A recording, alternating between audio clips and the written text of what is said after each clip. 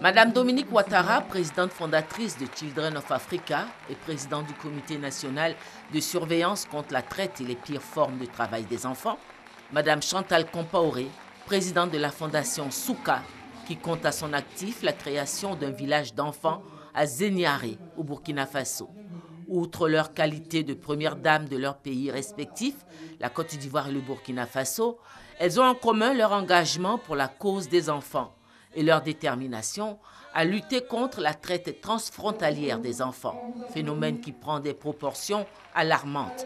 Ce sont près de 2000 enfants aujourd'hui qui sont recrutés et transportés de manière illégale du Burkina Faso vers la Côte d'Ivoire et les autres pays limitrophes pour servir de main-d'œuvre. C'est forte de leur volonté à mettre un terme à ce fléau que les deux premières dames s'étaient rencontrées une première fois à Ouagadougou le 24 octobre 2012 pour décider de coordonner leurs actions respectives.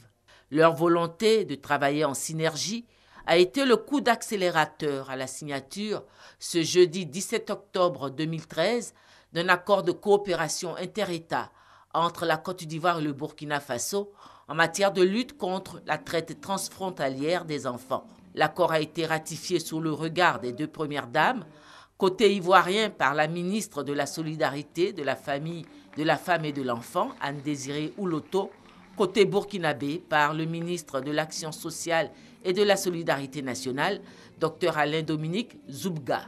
L'accord signé, la partie burkinabé a d'ores et déjà offert la disponibilité de son pays pour la tenue de la première rencontre de travail. La première dame du Burkina Faso, Chantal Compaoré, en soulignant l'urgence d'une action commune, a dit son grand espoir dans l'accord de coopération qui vient d'être signé.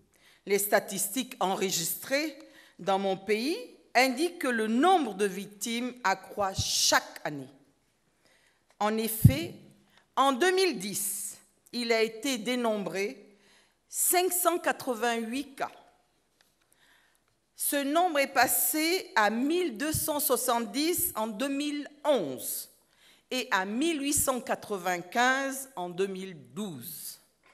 La Côte d'Ivoire demeure une destination privilégiée en raison de la longue tradition migratoire vers ce pays.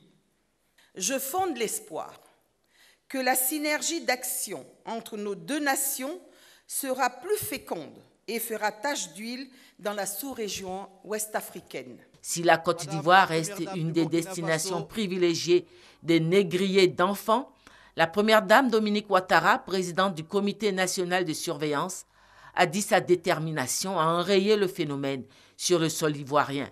Mais d'abord, ainsi qu'elle l'a souligné, il faut définir tous les contours du mal pour mieux le guérir.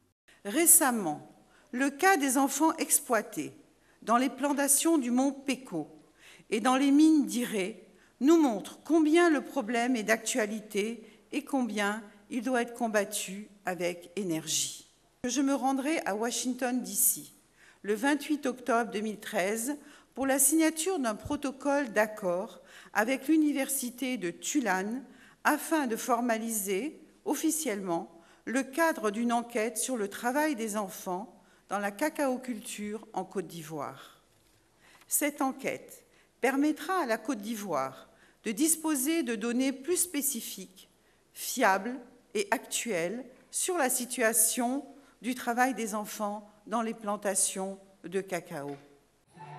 L'accord de coopération entre la Côte d'Ivoire et le Burkina Faso ouvre désormais la perspective d'une issue heureuse dans la lutte contre la traite des enfants dans la cacaoculture ivoirienne, phénomène qui porte atteinte à l'image de la Côte d'Ivoire.